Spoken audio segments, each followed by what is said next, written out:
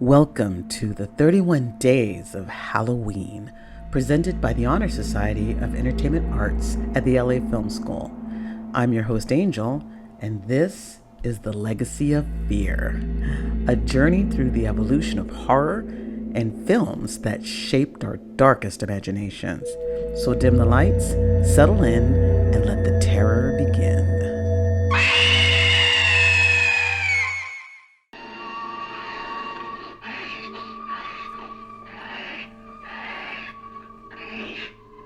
Night of the Living Dead.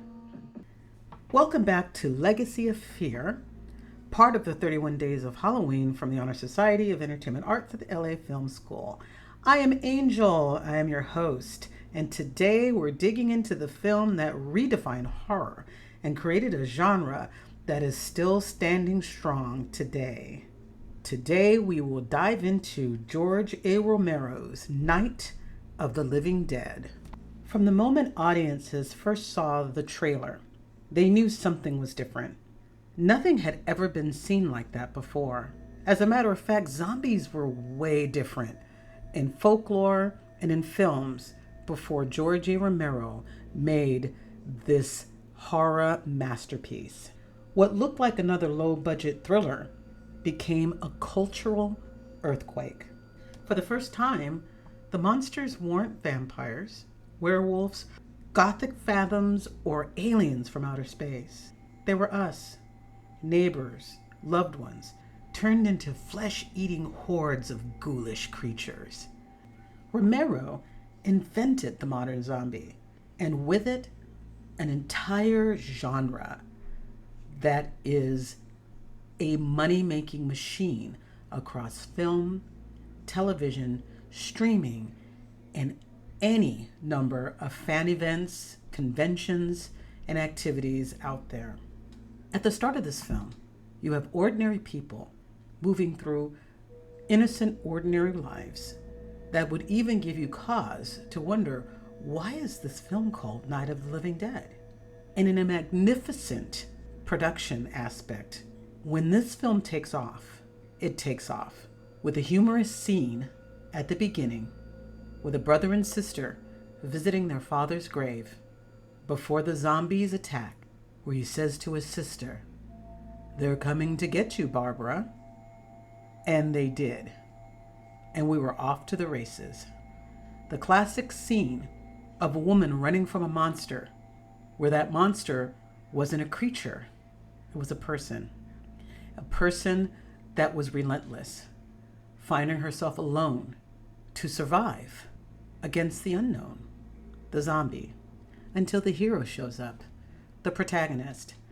George A. Romero did something back in the 60s that was not the trend. He gave us Ben, played by Duane Jones, a calm, capable black protagonist at a time when Hollywood rarely gave men like him a lead.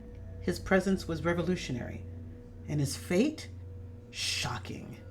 It forced audiences to confront not just horror on the screen, but social horrors of race and justice and injustice in America. And this wasn't just about the zombies. This was the model, the template for the zombie survival story. A group of people fighting to survive against the unknown and the horde of flesh-eating zombies. It was smart. It was poignant. It was political. It was scary. All at a time when we'd never seen anything like it before. From Ben with his strength and his leadership, to a child succumbing to the disease, having been attacked by a zombie, to the woman at the end being taken away by her own brother. This movie attacked everything.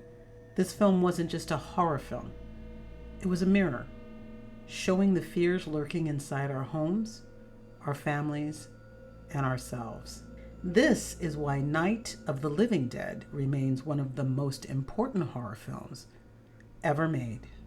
So my hope to you is that you get a chance to sit down and relax and enjoy your Halloween this year watching a little marathon of your favorite zombie movies. But don't forget to add Night of the Living Dead to the menu. And speaking of menu, make sure you have lots of snacks. Bon appetit, and I'll see you tomorrow. Bye-bye.